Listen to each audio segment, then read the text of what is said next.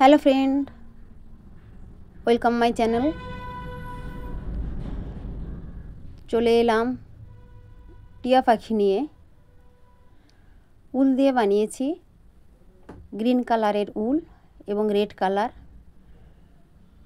একদম অবিকল টিয়া পাখির মতো দেখতে। আমি ঠোঁটটা লাল কালারের উল দিয়েছি, গলায়ও লাল কালারের উল দিয়েছি। দেখুন বন্ধুরা, আমি টিয়া পাখি বানিয়েছি। পাখিটি বানানো কেমন হয়েছে অবশ্যই জানাবেন। এই যে ভেতরটা এইভাবে দেখাচ্ছি আমি।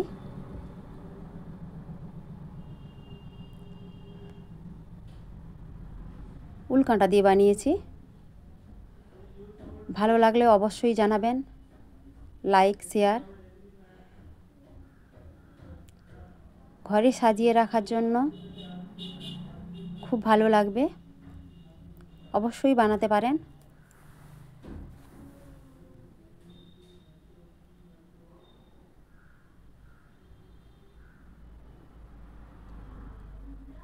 আমি ল্যাচটাও এই গ্রিন কালার দিয়ে বানিয়েছি।